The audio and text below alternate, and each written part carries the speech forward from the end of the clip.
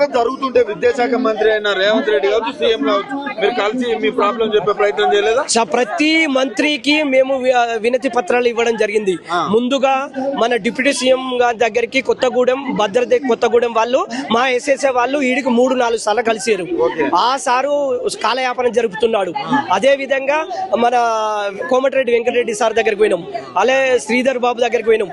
ఈ విధంగా ప్రతి మంత్రిని కలిసినాం. సీతక్క కానీ సీఎం కానీ ప్రతి మంత్రి మేము గత సంవత్సరం ఆగస్టు సెప్టెంబర్ లో ఇదే సేమ్ సమ్మె గాని ఇదే టెంట్ నిర్వహించి సమ్మెలు నిర్వహించే టైంలో వచ్చి ఇదే సీఎం గారు చాయ్ తాగే లోపే ఖచ్చితంగా మీ పరిష్కారం చేస్తాం మీ సమస్యలు అన్నాడు.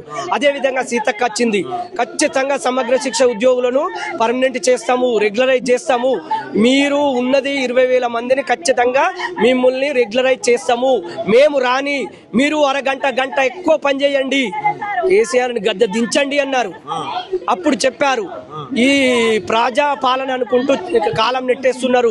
అప్పుడు జరిగిన ఒక 100 రోజులు అన్నారు, చాయ్ తాగేలోపు అన్నాడు, 100 రోజులు అన్నాడు. ఇప్పుడు 12 నెలలు జరిగిపోతుంది. అయినా మా సమస్యలు ఎక్కడ చేసిన గొంగడి అక్కడనే ఉన్నది. మీరు ధర్నా చేయాల్సిన అవసరం ఎందుకు వచ్చింది? ఆల్రెడీ అసెంబ్లీ వేదిక చెప్తున్నారు రేవంత్ రెడ్డి, ఏమైనా నేను 1000 మందిని కలుపుతున్నా, ప్రజావాన్ని నిర్వహిస్తున్నా, వాళ్ళ సమస్యలు దగ్గరుండి చూస్తున్నాను, మీరు పోయి సీఎం కలవచ్చు. ఇక్కడ మీరు ఎక్కడ సారు ముఖ్యమంత్రి గారికి తెలియజేయనిది ఏమనగా దయచేసి మా దిక్కు చూడండి.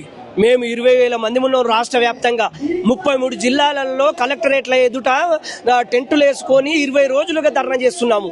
మాది కనబడతలేదా? నిన్న మెదక్ దగ్గరికి వచ్చినావు, మెదక్ చర్చి తిరిగినావు, ఏడుపాయల అమ్మవారి దగ్గరికి వచ్చినావు.